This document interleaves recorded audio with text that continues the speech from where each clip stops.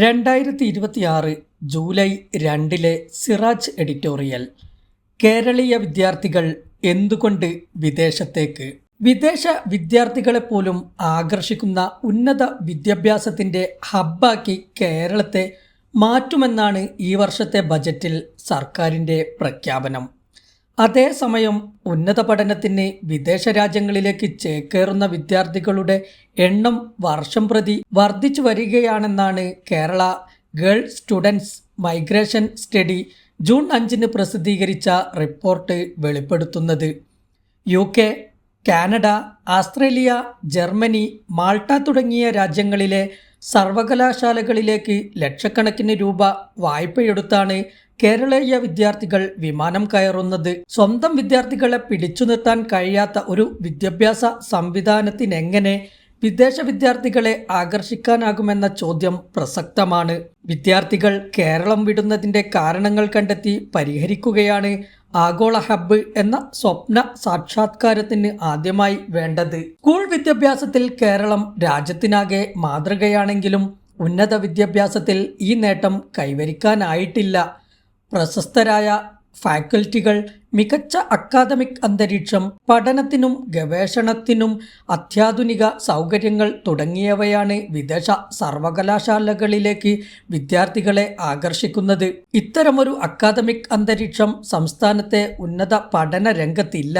സർവകലാശാലകളുടെ തലപ്പത്തെ രാഷ്ട്രീയവൽക്കരണമാണ് ഈ രംഗത്തെ മുന്നേറ്റത്തിന് പ്രധാന തടസ്സം. Vice chancellor, pro vice chancellor, senate, syndicate തുടങ്ങിയ സുപ്രധാന സ്ഥാനങ്ങളിൽ നിയമനം നടത്തുമ്പോൾ അന്താരാഷ്ട്ര അക്കാദമിക് മികവ്, ഗവേഷണ രംഗത്തെ സംഭാവനകൾ, ഭരണ പരിചയം തുടങ്ങിയവയാണ് മാനദണ്ഡമാക്കേണ്ടത്.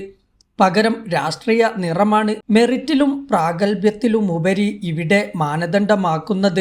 അക്കാദമിക് യോഗ്യതയുള്ള അധ്യാപകർക്കും ഗവേഷകർക്കും അർഹമായ പരിഗണന ലഭിക്കുന്നില്ല. ലോകോത്തര സർവകലാശാലകൾ രാഷ്ട്രീയ ഇടപെടലിൽ നിന്ന് സ്വതന്ത്രമായാണ് പ്രവർത്തിക്കുന്നത്. അക്കാദമിക മികവും ഗവേഷണ സ്വാതന്ത്ര്യവും അടിസ്ഥാനമാക്കിയുള്ള നിയമനങ്ങളാണ് അവയുടെ വിജയത്തിന്റെ അടിത്തറ. വിദ്യാഭ്യാസ മേഖലയെ സ്വന്തം താൽപ്പര്യങ്ങൾക്ക് ചട്ടുകമാക്കുന്ന രാഷ്ട്രീയ നേതൃത്വങ്ങളും അവരുടെ ആജ്ഞാനുവർത്തികളായി ചുരുങ്ങിപ്പോകുന്ന അക്കാദമിക നേതൃത്വവും സൃഷ്ടിക്കുന്ന ശ്വാസം മുട്ടുന്ന അന്തരീക്ഷത്തിൽ നിൽക്കാൻ താൽപ്പര്യപ്പെടാത്തതുകൊണ്ടാണ് നമ്മുടെ മിടുക്കരായ വിദ്യാർത്ഥികളും അധ്യാപകരും വിദേശ സർവകലാശാലകളിലേക്കും ഇതര സംസ്ഥാനങ്ങളിലെ പ്രശസ്തമായ സ്വകാര്യ വിദ്യാലയങ്ങളിലേക്കും മാറിപ്പോകുന്നത്. കേരളത്തിൽ നിലവിലുള്ള രാഷ്ട്രീയ അതിപ്രസരത്തിൻ്റെ അന്തരീക്ഷം തുടരുകയാണെങ്കിൽ വിദേശ വിദ്യാർത്ഥികളെയോ അന്താരാഷ്ട്ര നിലവാരത്തിലുള്ള അധ്യാപകരെയോ ആകർഷിക്കാനാകില്ല. കാലഹരണപ്പെട്ട പാഠ്യപദ്ധതിയും വ്യവസായ ലോകത്തിൻ്റെ ആവശ്യങ്ങളുമായി പൊരുത്തപ്പെടാത്ത കോഴ്സുകളുമാണ് മറ്റൊരു പ്രശ്നം.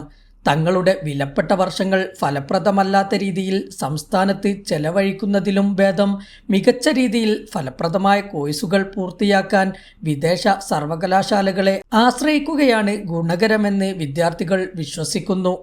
സംസ്ഥാനത്ത് ഗവേഷണത്തിന് ആവശ്യമായ ധനസഹായവും അന്താരാഷ്ട്ര സഹകരണവും പരിമിതവുമാണ്. പഠനം വിജയകരമായി പൂർത്തിയാക്കി ക്യാമ്പസുകളിൽ നിന്ന് പുറത്തിറങ്ങുന്നവർക്ക് അർഹമായ ജോലിയുടെ അപര്യാപ്തതയാണ് മറ്റൊരു പ്രശ്നം. ഉയർന്ന നിലവാരമുള്ള പാഠ്യപദ്ധതി ലക്ഷ്യമാക്കി മാത്രമല്ല വിദ്യാർത്ഥികളിൽ നല്ലൊരു പങ്കും വിദേശത്തേക്ക് പറക്കുന്നത്.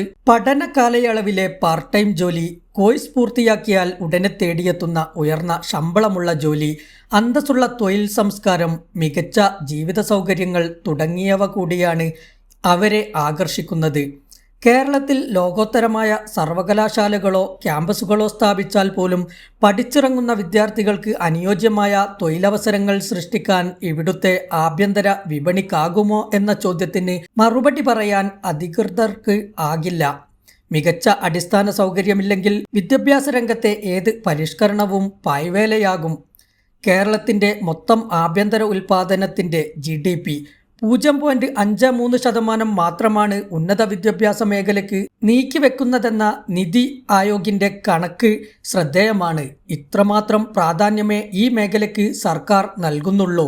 സർവകലാശാലകളുടെ ഗുണനിലവാരവും തൊഴിൽ സാധ്യതയും വർദ്ധിപ്പിക്കാൻ യുദ്ധകാലാടിസ്ഥാനത്തിലുള്ള നടപടികൾ ആവശ്യമാണ്. അല്ലാത്തപക്ഷം ബജറ്റ് പ്രഖ്യാപനം രാഷ്ട്രീയ മുദ്രാവാക്യമായി അവശേഷിക്കും. സിംഗപ്പൂർ, അയർലാൻഡ്, ദക്ഷിണ കൊറിയ തുടങ്ങിയ രാജ്യങ്ങളുടെ അനുഭവങ്ങൾ കേരളത്തിന് പാഠമാകേണ്ടതുണ്ട്. ആദ്യം അവർ സ്വന്തം സർവകലാശാലകളെ ശക്തിപ്പെടുത്തുകയായിരുന്നു. ഗവേഷണ മേഖലയിൽ വൻ നിക്ഷേപവും നടത്തി. ലോകോത്തര നിലവാരമുള്ള അധ്യാപകരെ നിയമിച്ചു. സർവകലാശാലകളെ വ്യവസായങ്ങളുമായി ബന്ധിപ്പിക്കുകയും ചെയ്തു. പഠനം കഴിഞ്ഞ് പുറത്തു വരുന്നവർക്ക് മികച്ച തൊഴിൽ ലഭിക്കുന്ന സാഹചര്യവും സൃഷ്ടിച്ചു.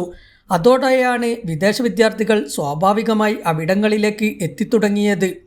വെറും പ്രഖ്യാപനം കൊണ്ടല്ല, ഉന്നത വിദ്യാഭ്യാസ മേഖലയിലെ ഗുണമേന്മ കൊണ്ടാണ് അവർ ലോകത്തെ ആകർഷിച്ചത്.